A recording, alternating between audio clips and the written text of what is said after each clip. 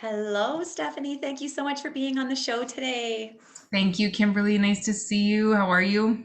Good. This is so exciting. I am so delighted to chat with you about our beautiful city of Saskatoon. I just love this city. I just love it.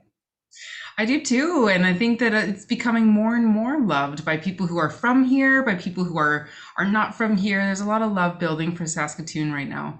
There is. This has like almost always, besides some stints here and there, been home and raising our kids here and just having life and business here. Yeah, just cannot say enough good things about this little city of ours. That's Um, awesome. so I feel like I have so many questions for you. Just thinking about this past year and what a different conversation we'll be having than maybe in a year or two from now when I have you on the show again, and then we'll be in a different place in the world. um, but I mean, like I'm in the event planning industry, being in the tourism sector for yourself too. This has been wild, wild what has gone on here. However, what I am seeing evolve from a tourism perspective and the creativity and like just the ingenuity of things that are happening here is just like makes my event planner mind so happy. Oh, wow. You That's know? awesome to hear that. Yes. I think that wild is one word for it. I think that there's moments where wild feels almost like an understatement. And I think that, to hear about your event planning background really makes me think about how many industries are associated with the tourism industry. And oftentimes we say that it's an industry of industries. And so even folks that didn't really realize the role that they play in a tourism industry, I understand it now because they're feeling the impacts of a completely collapsed sector around the world. So very true, right? And I mean, there isn't a single human being on earth that hasn't been touched by what's happened in some way, shape, or form, and some in catastrophic ways, and some we're just trying to get our bearings straight. And your whole year of clients is gone in a blink of an eye, and your whole business has fallen apart. Like it's a lot, and everybody has their own story, right? But I feel like it seems, at least here in Saskatoon, we're all getting to this place a little bit where there just feels like there's a spark of hope. There's like things happening. We're getting vaccinated and, like things are happening. We're moving. We're survivors. Totally. Yeah, there's a bit of momentum that's shifting with, the hope that vaccines create and the Saskatchewan's reopening plan that just came out Mhm. last week for sure. But I think if anything, there's still a lot of holding fast. There's still a lot of trepidation, even just not knowing with regards to public health restrictions, what's possible within the ever-changing landscape of those public health restrictions. And, my team and I at Tourism Saskatoon have really found that our role has changed so dramatically in that we are wholeheartedly focused on making sure that our partners in the city, of anyone who's involved in tourism, has the resources that they need right now to survive Mhm. and to change and transform their operations or their businesses to accommodate for all of the public health restrictions that continue to be imposed. And I think what's really important right now is to note that there's a lot of conversation about the notion of when it's safe again, or Right. when it's safe to, and I take a lot of issue with that because it's never not been safe to travel. And it's Right. still not safe, not safe. It's still very safe to travel within the age of COVID. It's just a matter of how people behave while they Yes. are traveling. And so Mhm. I'm very curious about how a more conscious and purposeful traveler is being birthed from this global Yes. pandemic. 100%. And it's so interesting too. I feel like I look at this from so many facets because being in the event industry, obviously, this was not an easy year for that with all of the stuff that wasn't allowed to happen. But also, just from being a mom and having kids, and my oldest daughter has cystic fibrosis, and all of the pieces that come with just seeing the world catch up on what it's like to be having to manage health conditions all of the time, which for our family, this is our normal. For the rest of the world, I mean, there's a lot of people managing health conditions, but there's a lot of people that don't manage health conditions in a severe sense of needing to be maybe as mindful as somebody with other illnesses. So it's been so interesting to just see the dynamic of just so many people who maybe wouldn't have thought twice about it before, now also having to come into the club, I guess you could, the club no one wishes to be in, of having to be more careful and just manage that. And it was almost this like, I don't want to say this the wrong way. It was almost like comforting a little bit to feel like there were others that now had to be, it felt like we weren't so like isolated. It felt Oh, like wow. we were, it was like the opposite for us. We felt less isolated because everybody had to be careful, when we've often felt like our family, not that we're the only ones, of course, we don't think like that, but we just have to be more careful in life, like lots of people do. But so Oh, interesting. that's fascinating to me, and I Mm, really appreciate you sharing that because there's a lot of thought that's gone on for me about the collective trauma that's being mm, experienced through this. But that mm, I think just with relation to your own experience and living in a situation where you're constantly caring for an individual's well-being that is not fluid, that there's extra care, and there's maybe, some suffering in that. There is sacrifice in that. And I wonder how people, especially in our own community, are starting to more consciously pursue experiences or mm. look at the privilege that's been afforded in freedom. Yes. And I've been really, really mindful and thoughtful about how lucky we are and how easily how easy it is to become marred in that suffering Right.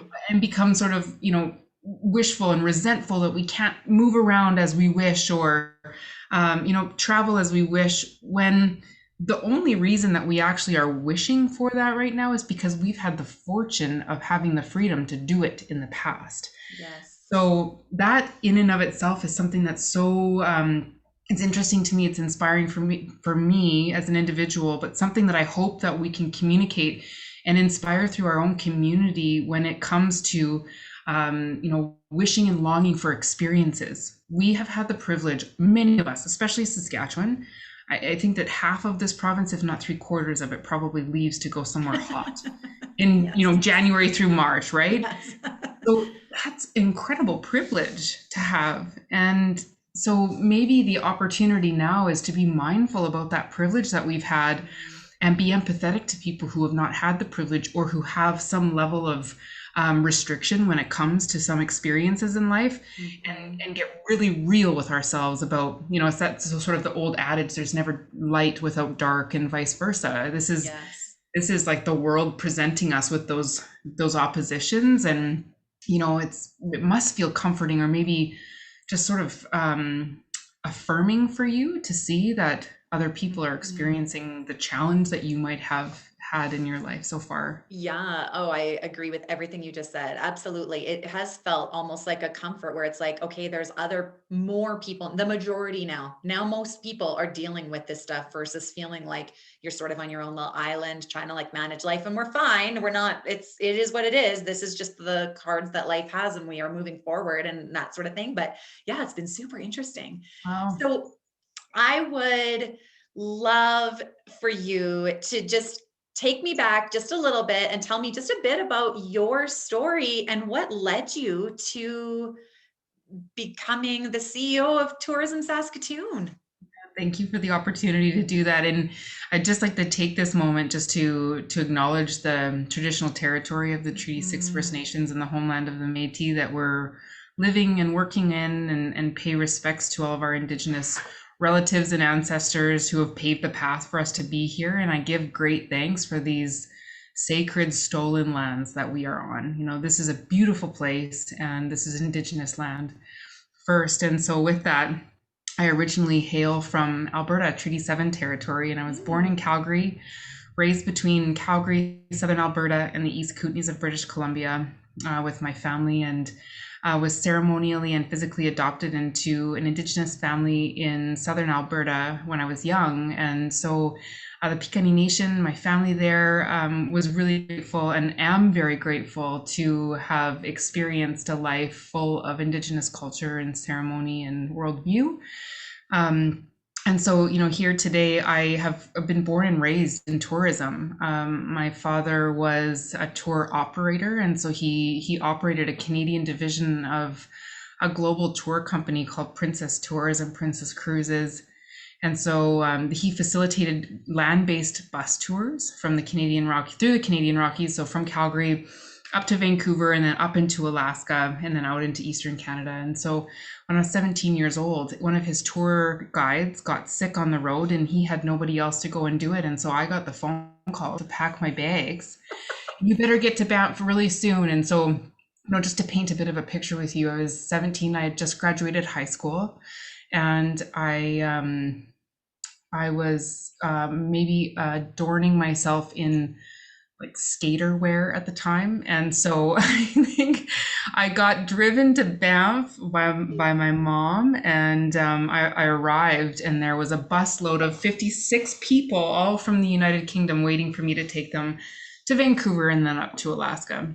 And so one of the most fundamental things that happened for me was, first of all, I was taken to buy a new wardrobe by one of the other female tour guides. And I don't think that Oh, I'd... Banff isn't the worst place I can think of to go shopping. No, So there not you at all. go. No, for sure. And then, we had our night, and growing up the way that I did, was very fortunate to grow up amongst stories.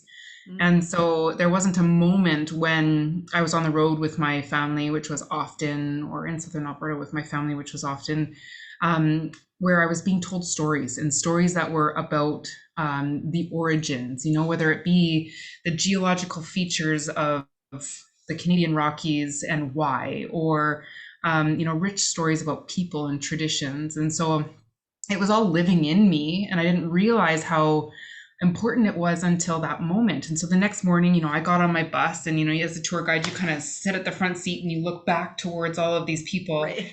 I wish I could have seen the look on my face at that moment. And so I started to ramble off of, good morning, everybody. And our first stop is going to be Bow Falls. And I told this really silly story about Marilyn Monroe, and she was filming a movie there, and she was going down the falls. And I realized that I kind of looked at them, and none of them were connecting with my story. Like, they were sort of nodding and acknowledging this story.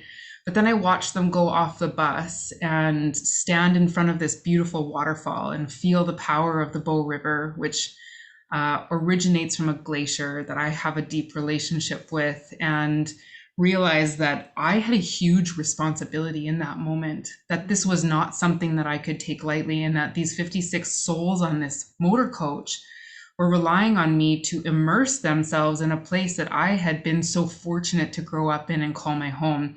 And not only that, but be so fortunate to have knowledge transferred to me, stories transferred to me throughout my life. And so my narrative completely changed at that moment. And it has ever since. And I made sure that my narrative included the Indigenous and settler history of our country, which is very untold, whether it be through our educational curriculum or just, the stories of Canadian tourism as a whole. But from there, I became an entrepreneur. I owned a few businesses and graduated from the University of Calgary. I worked for Travel Alberta for some time and had an amazing career there, until I was taken on a hunting and fishing trip up north in Saskatchewan. And I drove up past Prince Albert, and I got out of my car and I just shook my head like I had been lied to about this place.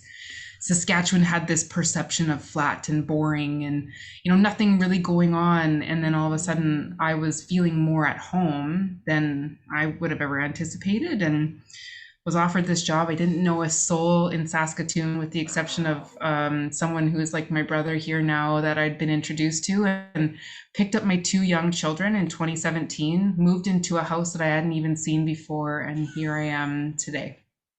So it was a Wow. wild ride. Yeah, absolutely. And when I moved here, I was moving to take the job of vice president, and worked with my predecessor and our team up until last October, when I Yes. was offered the job as a CEO. That is amazing. So you are not afraid to just dive in and take risks.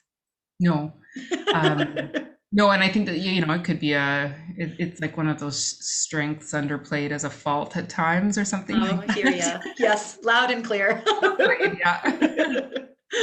That is so amazing. So you kind of almost got to move here and be a bit of a fresh set of eyes in the Saskatoon tourism world, right? Like, you obviously, knew things about Saskatchewan and stuff, but like you said, you come here and it's just sort of a very different picture when you see how diverse this province is, from south to north and just everything in between that's like all there. So what would you say, I mean, I guess Saskatchewan as a whole, but even specifically, I guess Saskatoon, what is the piece of tourism that just inspires you the most in getting to be a part of this role and building what happens in our province? I think it's the connection, and connection is an overarching theme to me, which then sort of moves into celebration. And I've seen this through the pandemic, and connection has kind of evolved into a deepened understanding as well. And when I mean connection, there's just a connection of community. The day that I drove up to my house with my moving truck here, I had neighbors coming out from all directions. Some were putting gloves on to help me move. I had never met any of them. Some had a case of Pilsner and they were excited to, like the good old Saskatchewan suitcase. And I think that there's a connection with people. There is a tightness of this community. There's a connection to agriculture. And, there is an incredibly inspiring agricultural science sector in Saskatchewan that has this mass ability to feed the world while at the same time feeding our own community in sustainable and regenerative ways. And then connection to the land and to Indigenous people. And that is something that is so unique. I have traveled this country, I've traveled the world, I've worked in tourism my entire life. There is nothing like what I feel here in Saskatoon anywhere else. And I say that with an immeasurable amount of confidence. And I think for me, I'm just a big personality. I'm a big person too. And when I come in with this level of passion and excitement, I think some people are kind of taken aback. Like, man, I've lived here my whole life. What are you seeing that I do not? It's so easy to forget about how valuable our own backyards are, and the roots that people have to this place, or the roots that people and connections that people have to the people or the culture. And yet at the same time really have only scraped the surface of what's actually going on here and the experiences that are available to people as well. Well, and don't you find like even in the last year, like that's just been an even more deeper ingrained process, as there has been reasons why we aren't leaving as much as we maybe would have. And I mean, I'll be honest here, this was a hard winter. I am of the very fortunate who has intentionally set up our lives and sacrificed in many other areas so that we can be away as often as we can in the winter. Right. Yeah. And try to go nowhere in the summer because we love it here so much. But yeah, like I think everyone was just exploring, and sort of whether they wanted to or not was being forced, either willingly or not willingly, to see the Saskatoon with a different set of eyes, because this is all that you're seeing for a while. So you better either make the most of it or it's going to be a long journey. And I know for our family too, we I mean, now that the weather has been better, obviously makes it easier, but I mean, participating in lots of winter activities. And that was like a saving grace this winter. Like, I don't know what we would have done if we weren't just ready to dig in and just start exploring further and doing the skiing and the cross country skiing and the amazing sledding out at Optimist Hill, and all the things that you were like, what, we do have a lot of things, and it was fun feeling like tourists in our own city more than we normally maybe would have. And so in that, I'm curious, so you're having all these experiences. Did you see into, or did you get some introspective opportunities to learn more about who you actually are in this environment and who you are as a resident of Saskatoon and what this place actually is?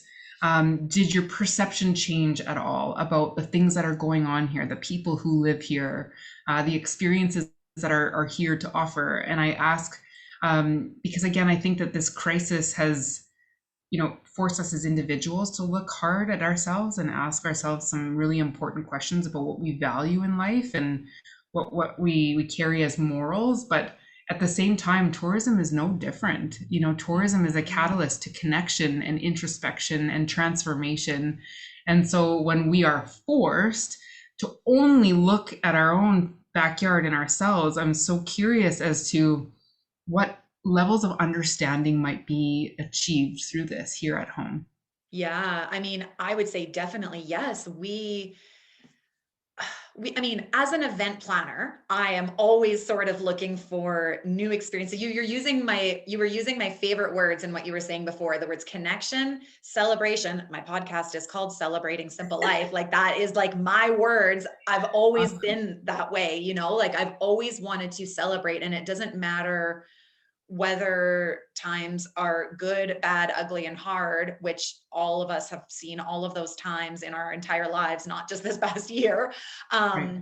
But to still see the good that is coming out of Mhm. this all. And I think for us, I was very intentional, and it's my natural nature to want to know what's going on around and to be in the know of all of the, not just most popular things that are going on around, but to dig in a little bit deeper and to find the like unique pieces that when you're traveling to another city somewhere else, you're trying to seek out, not just the top 5 on TripAdvisor. Right. you know? Yeah. And so I think, yeah, we were definitely intentionally looking into that. And I think because we have 2 daughters, we were trying to turn a lot of the things we were doing. They've been schooling at home this whole year. We've been trying to turn a lot of these things into educational, and it gave us a lot of opportunities with flexible schedules as well with schooling, that we also got to kind of just feel free to go and do things when we wanted to do them, and to, I guess, just kind of, we had more time too. Like it Mhm. wasn't this like rush, rush, rush, rush, which we still had lots on the go, of course. Like it didn't feel like life completely came to a halt, that life goes on, you're still working and living and doing all the things. But we almost flipped the thing on, because our kids weren't in any scheduled activities whatsoever. We were like, how are we going to take that and turn this into still doing fun, educational, learning, like exploring our city, Mhm. and let's like spend our money in places that we maybe haven't gone before, or trying new restaurants and doing new things, little staycations at hotels, and like all the things. And one of the fun things that we actually most recently did, which we waited for the weather to be nicer, I just blog posted about this recently. We went and toured all the Instagrammable walls. Oh, awesome. All the murals. All the murals. Yes, all the wall Awesome. murals. I just put my blog post up about it, where didn't hit all of them, which I was like, please comment, tell me which other ones we didn't find, because like we only were spending an evening, and then I went out and found a few myself too, but hit like 13 stops of like Mhm. all the cool places that I knew of. Hopefully somebody will comment and tell me other ones that I didn't know about. But it was so fun. And even in that, we're going to like different parts of the city all over the place, seeing the cool businesses and the things that are in neighborhood by this wall mural, neighborhood by this wall mural. And it just, I don't know, it really felt like we were tourists, and Mhm. it was like a huge mental health thing for me. Like I was Uh, like, I feel like I'm on vacation right now. I'm literally getting the same vibes as how I felt 2 years ago when I was exploring downtown Boston for the first time. Like awesome. it was Awesome. so good. Yeah. Yeah. What a cool experience too, in realizing that it's not actually like the act of travel, but the act of connecting and experiencing that Yes. actually enriches a life when traveling.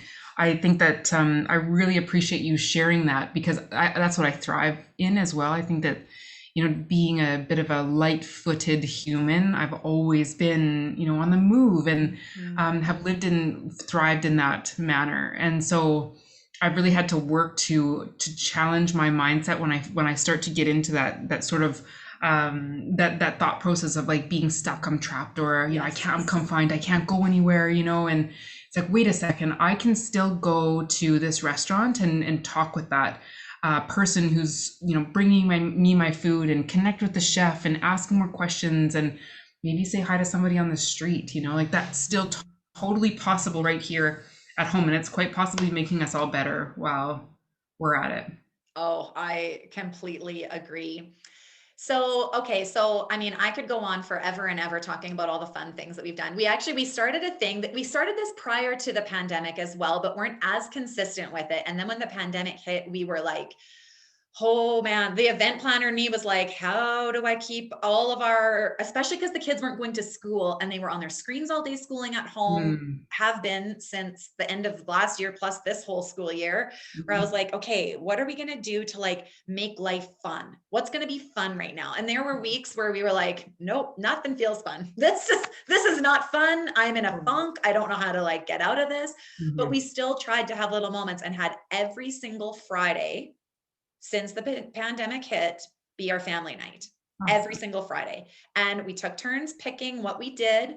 And my kids are 13 and 10, so they could like decide what they wanted to do. And if it needed to like be driving somewhere, then we would just do that. But sometimes it was just at home, sometimes it was out and about doing something, but we tried to pick something unique, something that we hadn't done before, something creative, trying a new restaurant, ordering in, whatever the case may be.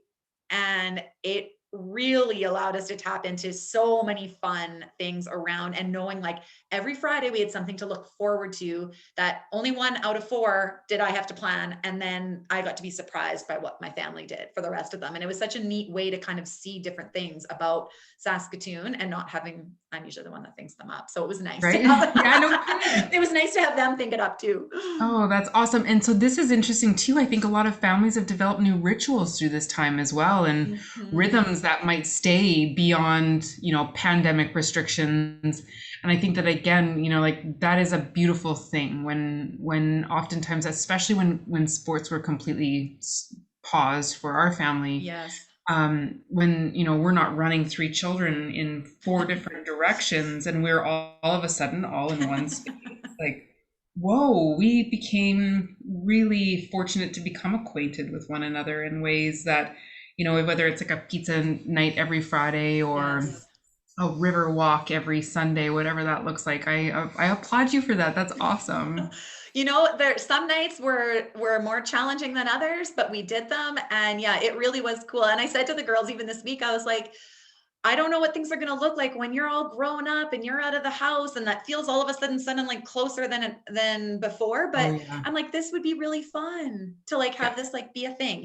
So Mhm. what would you say for yourself, I guess, with either your family hat on or your tourism hat on?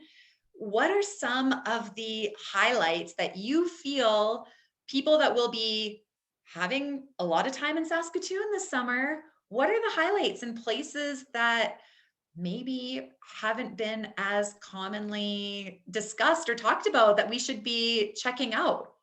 Cool. Yeah. I love this conversation, and this could be, an hour long discussion about what's Totally. actually going on here. And, during this time, it's been a unique gift of time and space for us in tourism to really have a good hard look at what we do and how we're doing it. And so a big part of our role as Tourism Saskatoon is to actually unveil or unearth storytellers and experience providers. So when I first moved here, there's a few things to do, but they're kind of all underground, and it's like the classics. And there's so much more now because we've taken a pointed interest in investing our resources in the development of new tourism-based businesses. So as of this year, Tourism Saskatoon and our partners will be launching 10 new tourism experiences over the course of the next few months.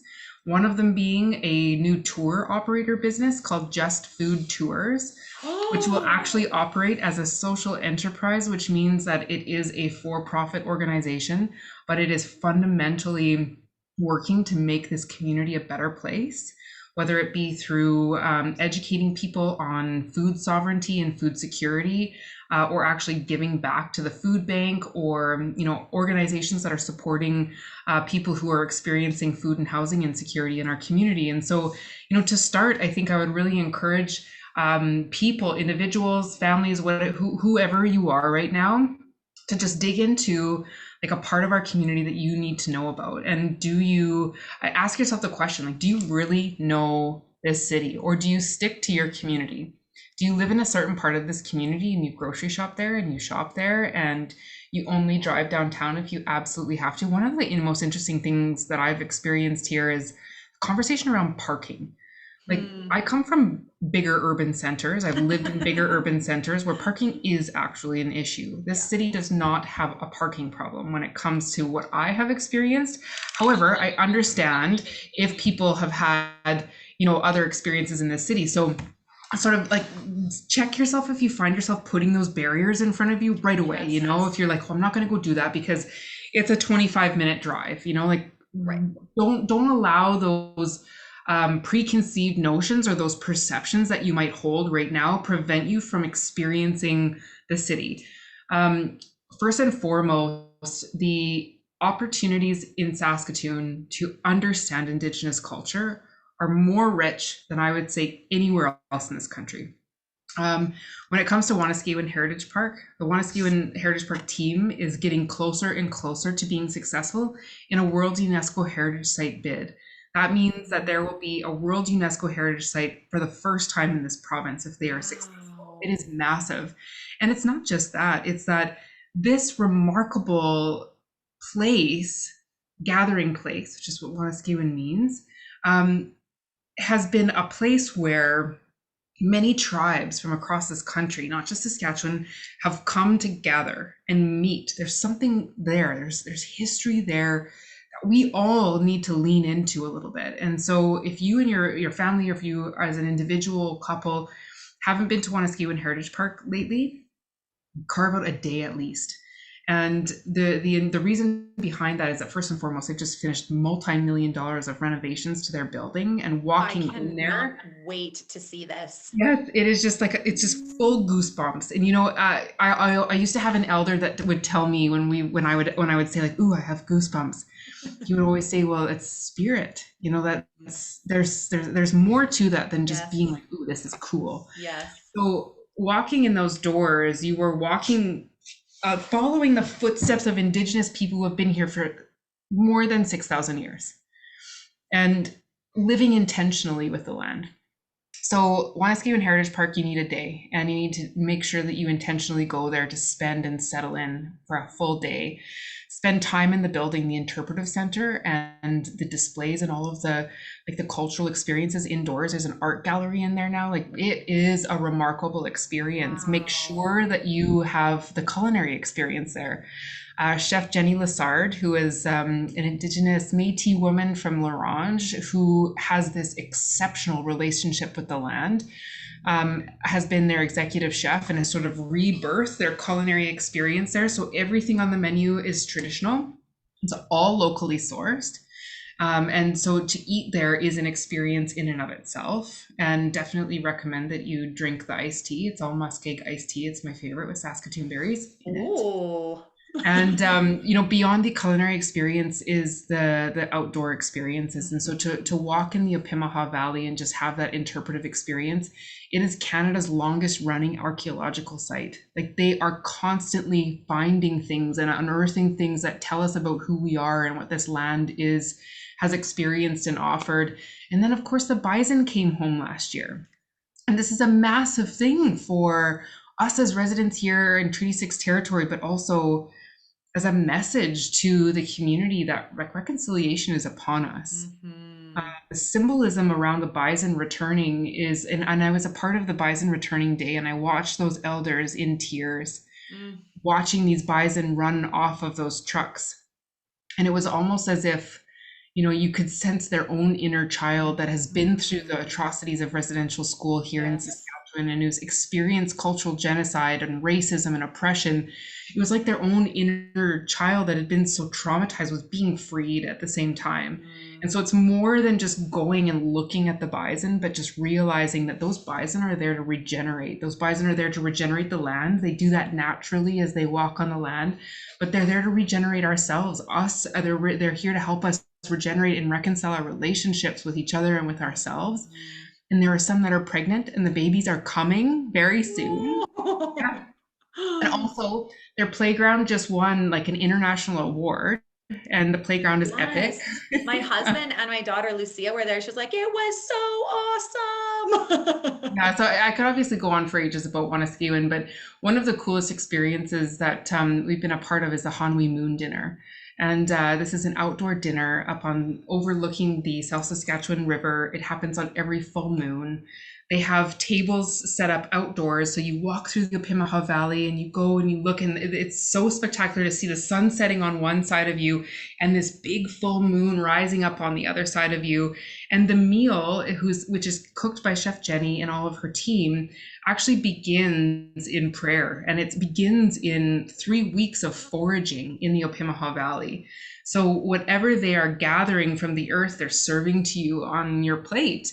And so there's just so much intention, and it's actually wrapped up in the evening around a fire where one of the park's elders, Curtis Standing, and his partner, Teedley Linklater, tell stories and sing and drum around the fire and talk about transformational experience. Yes. You will leave different. And when Wanuskewin Heritage Park posts those dinners, I believe that they'll probably go fast, and especially during COVID times, they'll likely have a few restrictions around how many people can come. But that's really another thing about our city is the culinary experience. Like there's nothing like this city's culinary experience. And actually, Saskatoon was one of only 4 destinations chosen across Canada to develop a culinary tourism strategy. And through that, the majority of our new experiences will be culinary based. So there's a little farm just west of the city called Farm 140, who is owned and operated by this beautiful woman, Arlie. And she has a partnership in a restaurant here in Saskatoon called Odla now. Yes. And so have you been to Odla? I have not had the pleasure of being there yet, but I cannot wait to go. Yes. So they have this beautiful partnership where all of the meat, which is regeneratively raised on Arlie's farm, is brought into the restaurant. So whatever Arlie's growing and raising is basically what gets served on the Odla menu. And so what's even more powerful about this is that you can actually go have an on-farm culinary experience out at Arlie's farm. So cool. It takes you on a farm tour, teaches you about all of these regenerative farming practices, which are making the soil better while she's farming, and then serves this beautiful meal out in the farm in the open space. And so there's lots of those experiences. I would say another one, Kimberly, is Champaign County. Oh my gosh, that place is so adorable. Like I can't even. We were there in the dead of winter going on sleigh rides, and it was magical. Awesome. Yes, the family is working so hard on creating new experiences for families. We're actually going out there Saturday for my daughter's birthday. Fun. And I think that those experiences are just easy to have, just like for a day going in and out of the city. But here at home, stay tuned, because the Meewasin Valley Authority is actually launching a few of their own new experiences. The Delta Besborough has dining domes that are being set up in the Bez Gardens right now, so you can have an outdoor dining experience in the Bez Gardens. I have been seeing these in Banff at the Fairmont, and was like, how has no one done, if no one is doing this soon, I'm about to invest in some clear domes, because I need to have a clear dome dinner. Yes, so that's coming. There's going to be a brand new paddleboarding tour that launches, that starts with a beach meditation, a paddleboard ride into the city, and then a culinary experience at the Besborough Hotel. There's a new brewery tour pedal pub that's about to launch. So like a biking brewery. I totally saw that and was ready, like, oh my goodness, because we missed doing it when we were in Nashville a couple of years ago. And I was like, yay, we can do it in our own backyard. Right here. And I think it's really important to talk about the indoor experiences that are still possible. Everyone's going to be thinking, get outdoors, get outdoors. Yes. I'm at the Alt Hotel right now, and I am emphatic about working from a hotel at least once a week. And as you said, from a mental health perspective, I've been spending a lot of time in our hotels. But the Rainy Modern experience is so epic. And, to find that kind of rich cultural experience within our little prairie city is something that we must take advantage of. And so the displays and everything that they're working on right now for families, for individuals, and for couples, it has to be experience. Just go and immerse yourself in those experiences over the next little while, and know that you will be different and better as a result of it. And I think that those are just a few things, but I'm so proud of the work that our partners are doing to stay alive first and foremost, and to keep their doors open. Our partners, like our very good friends at Odd Couple Restaurant, for example, have launched a monthly staycation menu where they feature a new country every month and they put their own odd couple fusion into it. And then they partner with 9 Mile Legacy Brewing Yeah. to make a special beer for that menu. So this month it's Mexico.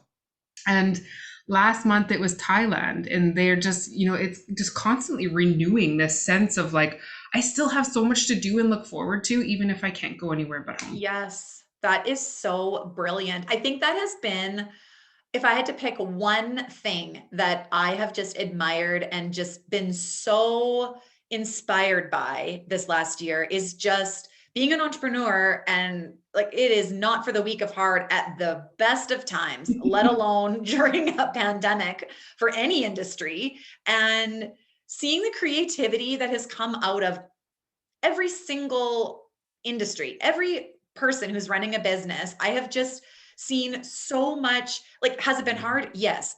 Have we all cried some tears? More than I care to share about, but it is the creativity and like this, like coming up with these new countries and these beers, like the fact that, like, to me, that has been what has helped my mental health during this time, is like seeing that there are others still dreaming Yes. and planning ahead and hopeful, and still not letting that spark die of what they're passionate about in their industry, even if they've had to flip complete 180 from maybe how things were operating before, and not easy, but still letting that, showing that to the world about what they still have to give.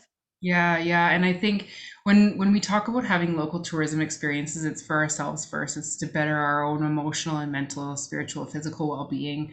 And I specifically think about, my hotel partners where, I know some of our hotels just today, for example, have one room out of how many occupied in them, and how important this infrastructure is to us, and how rejuvenating it can feel for someone like me to just pack a bag and walk a piece of luggage down a hallway. Like, coming to this hotel today has completely shifted my mindset, and it has completely offered me a new perspective and a new level of, determination, or Yes.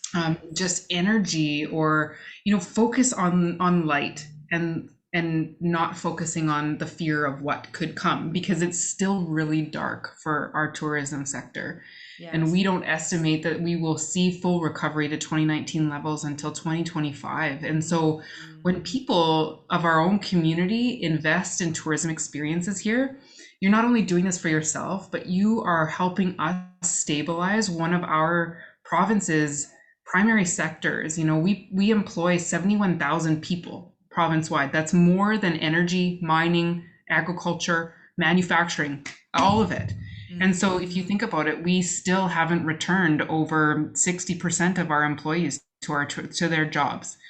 And that's a startling thing. So when we're encouraging people to have their own tourism experiences at home, it is for ourselves, but it's also with the mind that you're helping your community to rebuild Yes. right now. Yes, absolutely. Well, and I think you're so right. I think sometimes if someone hasn't chosen to stay at a hotel or have some type of experience or doing something, and you sort of, because I know for a lot of people, they're sort of just in this, oh, it just doesn't feel good, and it's hard to shake that off. I totally get it. I've been in that place myself, but to just do something different, I agree 100%. There is just something so mind changing about just having a new space. And you're right, pulling a suitcase down a hallway. I'm like, ooh, we're heading out on some sort of Right? vacation, Yes. right? It feels so good. And I think that I really, really honor what you're saying, because it's hard to pull yourself from that place. And it's really easy. I definitely have said this to my partner a lot lately, and I'm like, you know what, I think I'm just in the vibe to stay home. And he's like, Steph, you've been staying home every day for the past 2 weeks. We had to isolate because we were a close contact recently. And Oh, shoot. I didn't even realize, but the day we came out of isolation, I was quite content at home, and realized the funk that I had gotten myself into, and again, it did not take long for me to get on a bike and ride down to the river and pop myself into one of our hotel partners and stay the night. And I was a totally different human the next day. I totally agree. I have a booking made for the end of this month, and I Awesome. can hardly wait. Oh my gosh, that's amazing. I've actually Yeah. seen a lot of parents do that for themselves, like moms especially. And I'm gonna just call it out. I think that women are experiencing this a bit differently than men, Yes. and only that we bear the weight of we bear weight differently. And for a mom to just say, like, I'm gonna go for a night, and I'm gonna not have any of you come with me. It's actually really important for us to acknowledge that that might need to happen, and it's not selfish. It's nothing but genuinely taking good care of Yes. the this sacred female that you are. Oh, that could be a whole nother episode unto itself. I completely agree so much. I could talk to you for endless hours because there is so many topics that we have jumped around on that are so interesting. So I want to ask you a few speed questions before we close up so that we get to know. You've given us like so many my brain is literally just like spinning in circles right now, thinking like, okay, I could do that for family night. Okay, doing definitely that by myself. What are we going to go do? Awesome. So good. um okay, you ready for speed questions? Ready. All right, what book are you currently reading or listening to? When Things Fall Apart by Pema Children. Read it Mm. and fast. It's always open for me. I literally carry it with me everywhere. And I thank my friend Carrie Catherine for giving that to me last July when things were really falling apart for me. And then I also am reading a book called The Infinite Mindset by Simon Sinek. So that's Oh, actually one that I'm going through. But yeah, When Things Fall Apart, it's an essential read for all of us. okay, so gonna read that one. Are you a coffee drinker, and what's your coffee order? Live for it. I owned a coffee shop in a previous life, and so I actually love my coffee from home. I make it out of our Nespresso machine, and I add a mushroom powder to it from Three Treasures, which is another downtown business that if you've not been to yet, you must go and visit for all of your wellness needs. And I throw a little coconut collagen creamer in there because I've gone more gray and have more wrinkles thanks to the pandemic than ever before. So that's definitely my jam, is a little mushroom powder, coconut collagen in my coffee. Brilliant. I have never heard of coconut collagen cream. This is something I'm going to have to check out too, because Yeah. let's be honest, the L'Oreal root spray has been in full force during Oh the gosh, pandemic. good for you. I gave up. Oh gosh. Okay, currently right now in this moment, what would be the theme song of your life? Theme song in my life, I would say, would likely be it's actually a song called Dig Down. And it's like when things are really rough, just dig down. That's Love that's it right it. now. You're gonna have to send me the link to that one. That sounds good. What is your favorite junk food, comfort food? Chips, always. It's just an absolute worst thing for me. Oh yeah, I got to keep them out of the house, otherwise it's a bag at a time. That's the only way I'm safe. It has to just not be in the house, because if it's in the house, then my mind is like, well, we better just eat them all so that they're Sure. not in the house. And Yeah. then someone else will bring another bag and like, better just eat them all. We got to get them out of the house. It's a vicious cycle. I hear you. Um, when was the last time that you really belly laughed? And what were you laughing about? Oh gosh, I really belly laughed a couple of Tuesdays ago sitting on the couch with my partner Derek, and we just found out that he had been a close contact, and Oh, we had had some plans, and our kids were with their other parents, and mhm. we did not anticipate the night that we were about to have, but it transformed into one of the most beautiful things. And I think that he's a communication specialist. He's in radio, and he just makes funny noises, and that's all it was. It was simply just one of Derek's faces and his noises. And I was like, oh my gosh, I have not been paying attention to how funny you are. And it was just such a beautiful moment. I laughed really, really hard. Oh, he's like, good. You're not finding me annoying for 5 minutes. You're finally finding me funny. Yeah, he was Don't annoying you again. find though? I was saying this to a few friends the other day too. I was like, don't you find that things are funnier? Like, is Yeah. it that we're in this weird space, or what? Things that really shouldn't be as funny as they are. I have I'm generally someone that finds things funny. Like, I'm laughing. That's probably maybe another mental health coping strategy, but things are funny. Things are just so funny, and it comes up. I'm like, I should not be laughing for days about this. And then weeks later, still thinking back to laughing about something that I feel like maybe a year ago wouldn't have even gotten a giggle, but it's Oh my hilarious. gosh. And maybe it's just that our souls are searching for joy. Like we've got a Yeah. choice to find joy and do everything with joy. There's also a video. I don't know if it's like an Instagram reel or something like that, but it's an Australian comedian, and I encourage you to watch it. He's got his mask on, and he's like, "Oh, we're all good," and he's like, "Oh no, we're back." And he's got his mask on, and he's like, "Oh, we're good again," and he's, "Oh shit, it's atomic," and puts his mask back on. I belly laugh at that whenever I can. I love it. Okay, last question. This is going to be a hard one for you coming from the tourism industry your whole life. Where, and you don't have to just pick Saskatoon because we know how much we all love Saskatoon, but you can if you want to. Where is a place that you're really looking forward to traveling to once things open up a little bit more? I look forward to going home to the East Kootenays to see my family. You Hmm. know, there's lots of places that I know I will travel outside of Canada, within Canada. But I know that there is a really deep rooted connection that I have to the Canadian Rocky Mountains. And I will live in Saskatoon forever if I can. But that is definitely, yeah, it's pulling on my heartstrings big time right now. And I have these visions of just like putting my face in the moss or something very soon. Oh, And totally. just, kind of laying in those glacially fed rivers. But that's definitely what I look forward to the most. And it has a lot to do with my family and friends. Oh, I love that. Well, we are looking forward to, we've decided that we are road tripping throughout Saskatchewan for just like 10 days this summer.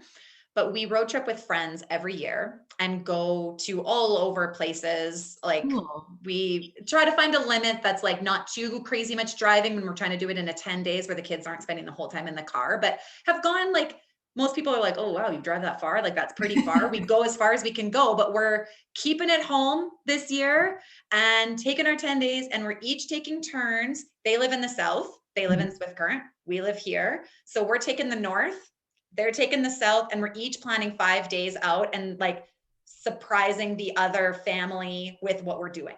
Oh, cool. I love how Yeah. you're building that sort of gaming into it. Awesome. You are very Yeah. much an event planner. Hey, it's just You can't turn so, it off. It's like a blessing no, and a curse. no. Yeah, no, so stay tuned. Maybe I'll have to pick your Hmm. brain to make sure I'm hitting all the right spots. But yeah, Oh, we're yeah. super excited to For just you. really like go with the kids and like see places that we haven't even seen in our own province yet. Awesome. And Awesome. obviously doing a million things around Saskatoon this summer. Can't wait. Yeah. Stephanie, thank you so much for being on the show today. You are like, speaking of goosebump before, spirit, I am just feeling so calm and connected and excited about what's to come for our beautiful city. And thank you so much for just the energy and passion that you are bringing to Saskatoon. Oh, it's my honor. Thank you for the opportunity to chat.